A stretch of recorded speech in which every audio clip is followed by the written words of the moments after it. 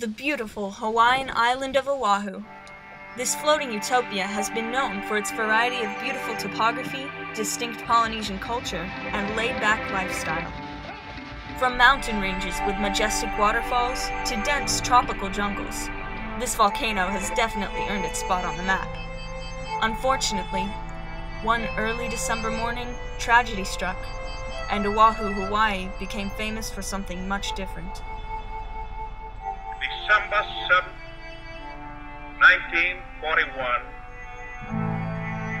a date which will live in infamy.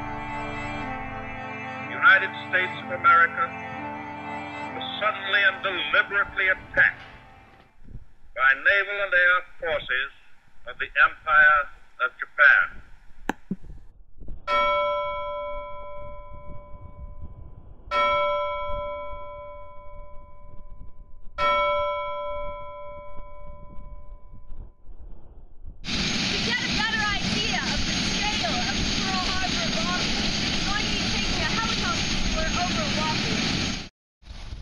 The primary targets of the Japanese forces were the battleships, docked along Battleship Row at Ford Island and Pearl Harbor.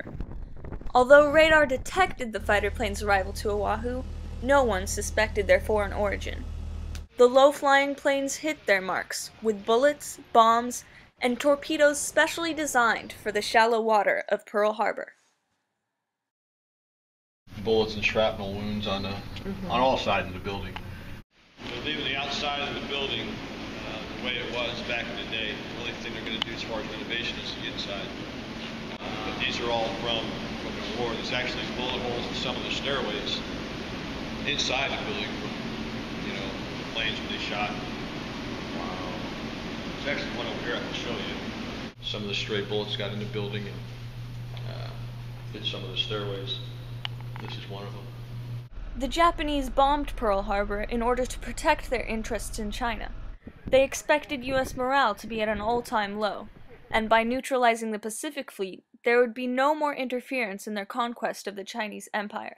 Their extreme immediate success was evident in the physical reaction to the attack. Total chaos and devastation consumed the little island paradise.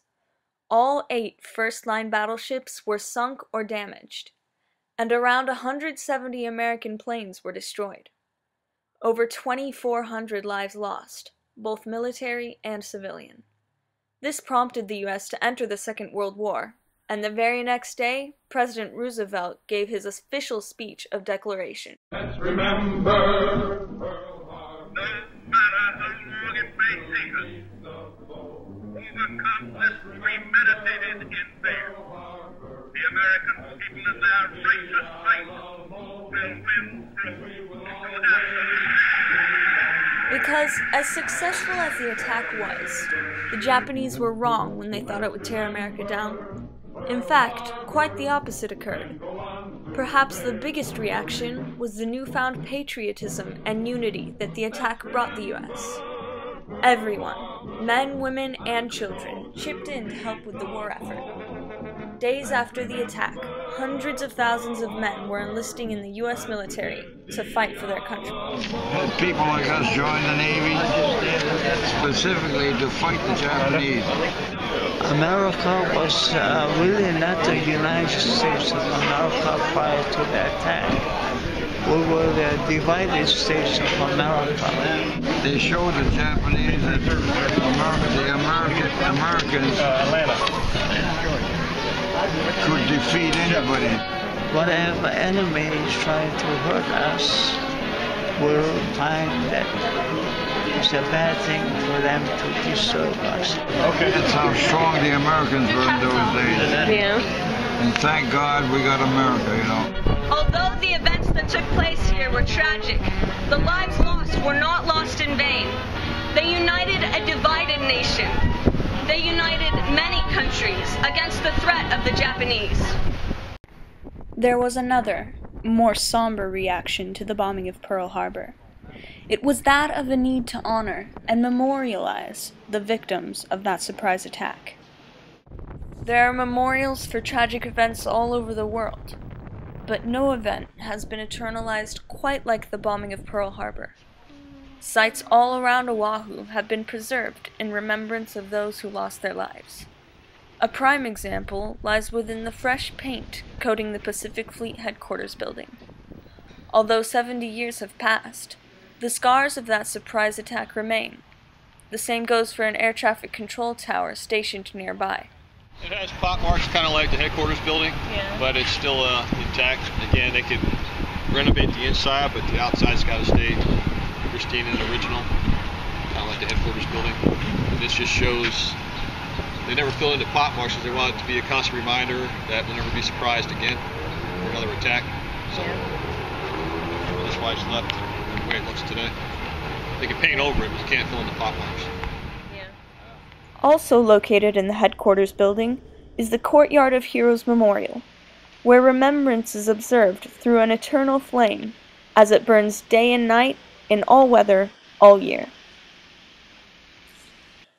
These dedications are often unique in the aspect that the majority of them are living memorials, or sites that have been untouched so that people may witness the destruction nearly the way it was the day it took place.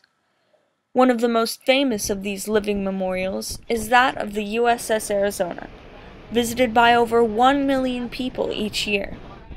An observation deck straddles the hull of the ship and can only be accessed by shuttle boat. A steady trickle of oil can still be seen leaking from its submerged bowels. The men who lost their lives on the USS Arizona never knew what was coming, but their legacy will live on forever. Evidently, the USS Arizona could not be put back into commission. But amazingly, after major salvage and recovery operations took place, only 3 of the great battleships succumbed to this fate. The USS Arizona, the USS Oklahoma, and the USS Utah. Although it's true that the United States reacted with nationalism and the desire to honor the victims, their most shameful reaction became most evident 2 months after the bombing. America was afraid of the Japanese. February 19, 1942, President Franklin Roosevelt signed Executive Order 9066, which declared that all persons of Japanese descent be forced from their homes and relocated to internment camps. They were treated as prisoners and had no plumbing or cooking facilities. A family of 5 or 6 might be provided a single 25 by 20 foot room in which to live.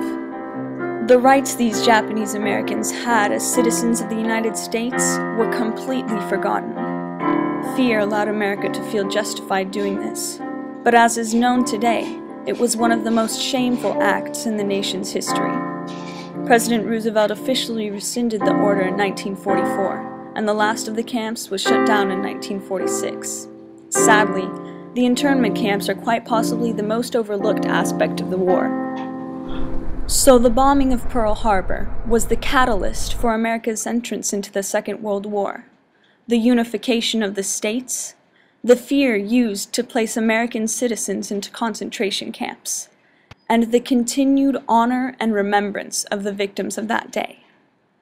The Japanese may have had extreme immediate success, but long-term, the attack on Pearl Harbor turned out to be a fatal mistake.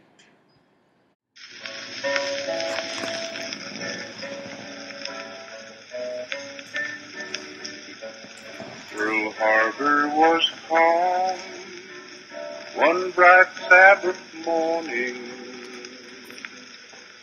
but trouble and strife were lying in wait. Then out of the sky came hawks of destruction, piloted by disciples of hate.